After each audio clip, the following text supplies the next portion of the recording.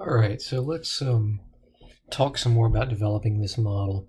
We've got a decent graph now for this piecewise linear function. The only other thing I would add to this is we could label these points right here. And this would be, okay. Now, but the next thing that we need to do is actually write down functions for this. If you recall in the last example about the population model, we had a function that went up and that went down, and that function had two pieces. But now we've got three pieces, so with three pieces, we're going to need three functions, and we're going to glue those three functions together to come up with this piecewise linear function. Now, let's write down a few things here. So let's call this function d of t. And the proper notation for this is a big curly bracket, and then you put each function here.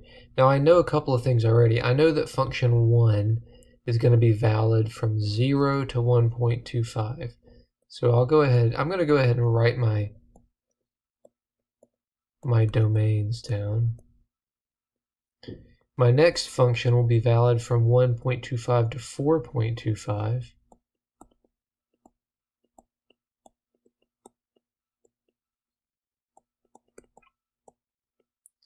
With a t right there. I'm not sure how clear that is.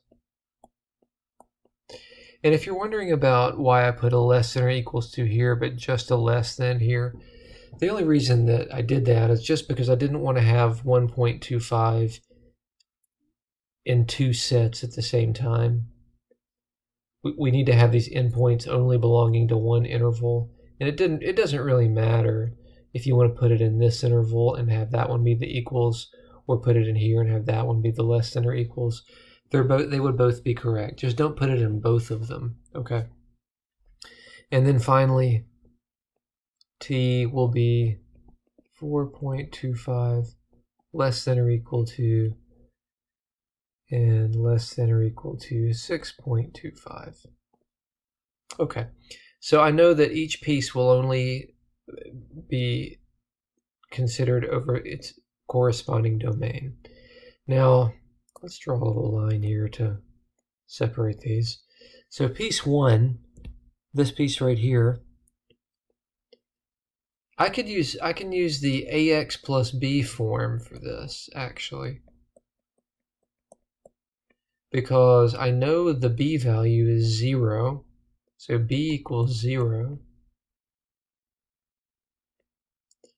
And that means that it'll just be of the form ax. So we just need to find the slope of this line segment right here. So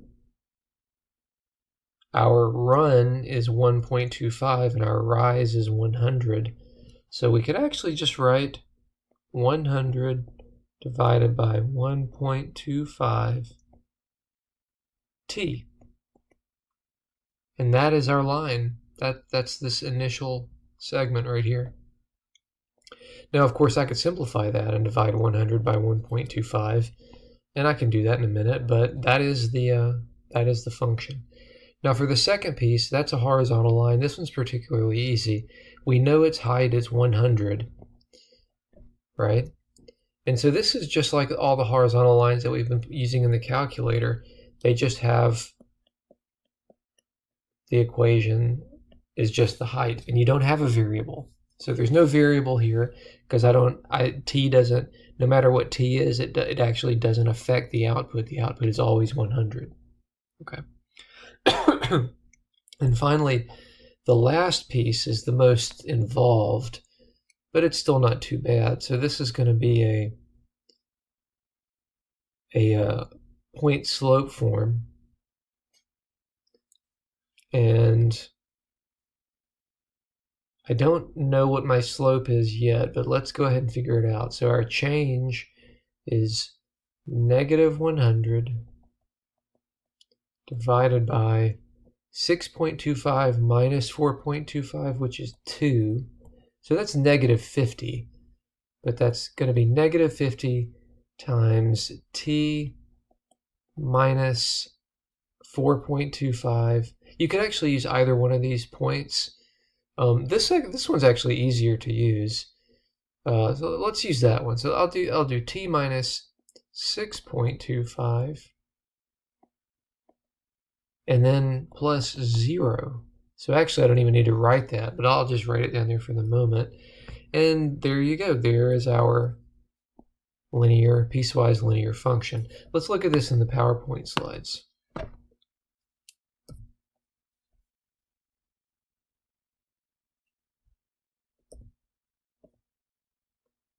Okay, there we go. So this has been cleaned up and simplified a little bit, but if you take that, if you take each of these and do the necessary simplifications, you will get this model, okay? All right. So why don't we answer some questions about this model now? So how far are you from your starting point after 35 minutes? Well, after 35 minutes, I am still within the initial domain of the first piece. So I'm going to use ADT for that. Now T is 35 minutes, but I need to put that in hours. So that's going to be 35 over 60. That's going to be my input. And so D of 35 over 60 is 80 times 35 over 60. And that is equal to, I'm being really lazy here and not actually typing it into the calculator. I'm sure I'll have to in a moment, but just for the moment I'll do it this way.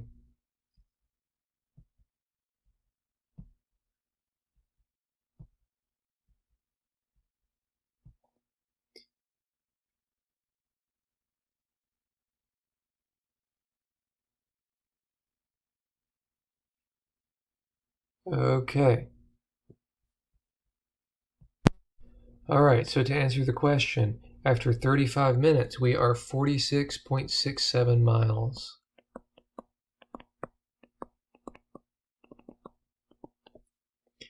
Now, question B, how far are we after 3 hours? For that one, 3 hours falls in this interval. And so after 3 hours, we're just sitting in the theater. So our distance isn't changing. It's just going to be fixed at 100. So we actually just can easily compute that one. Question C, how far are you from your starting point after 5 hours and 40 minutes? That's in part 3. So 5 hours and 40 minutes, we have to plug it into this model. It's a little more complicated. Let's bring up the calculator. So that's minus 50. I'll clear all this. Minus 50, parentheses, and my time, I've forgotten already, is 5 hours and 40 minutes, okay? So 5 hours and 40 minutes. So that's 5 hours and 40 minutes. 40 minutes is 4/6 of an hour or 2/3 of an hour. So that's 5, I'll just write that right here.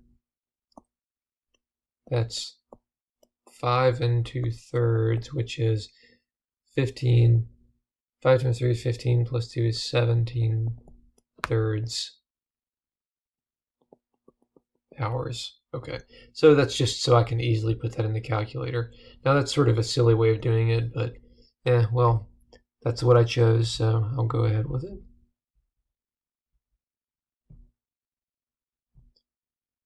And my function, I should really have the function up on the screen here. There it is. So let me add 312.5 to that. By the way, I'm doing this a little bit weird. I could have just entered the function and then done vars y vars, but I kind of was being lazy and I didn't feel like typing in y1, y2, and y3 for all 3 of these pieces. So this is just to show you that there's more than one way to skin the cat here.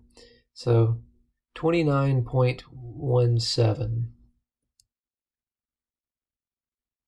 So the answer is 29.17 miles.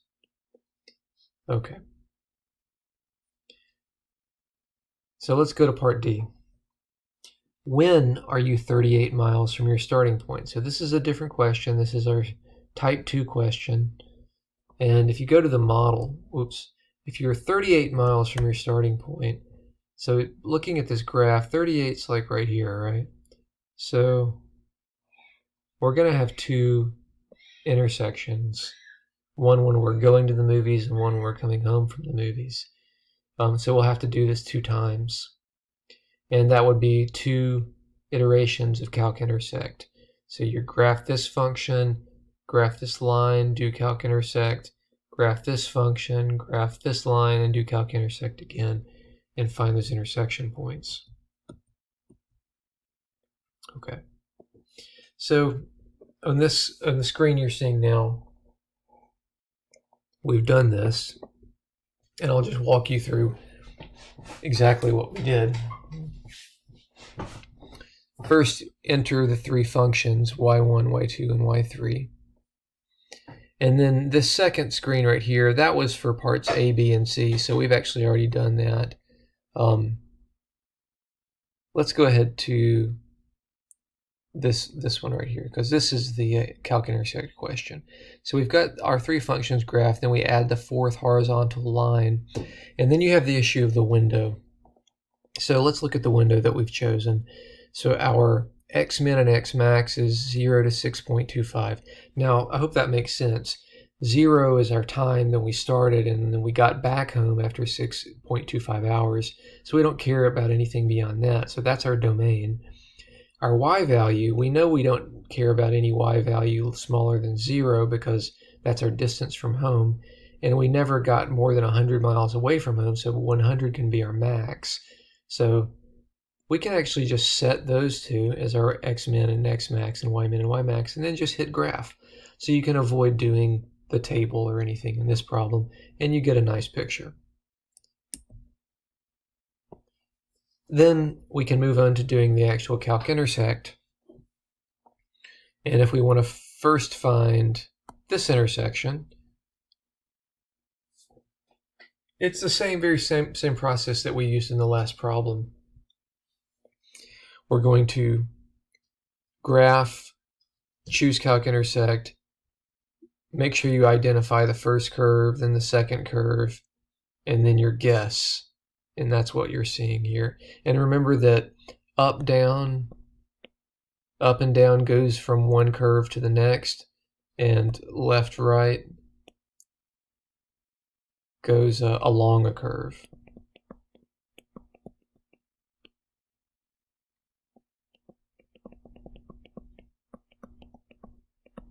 Okay. And beyond that, it's the same thing that we've been doing. So you run your calc intersect, and there you go. So 0.475. So that's after 0.475 of an hour, we are 38 miles from home. Then we got to do this again, right? So we do it again, and then the only thing that changes now is we have to make sure that we pick this curve, and then our intersection is over here. And if you do all that correctly, you should get 5.49 hours. So we have 2 solutions, and there are our 2 solutions.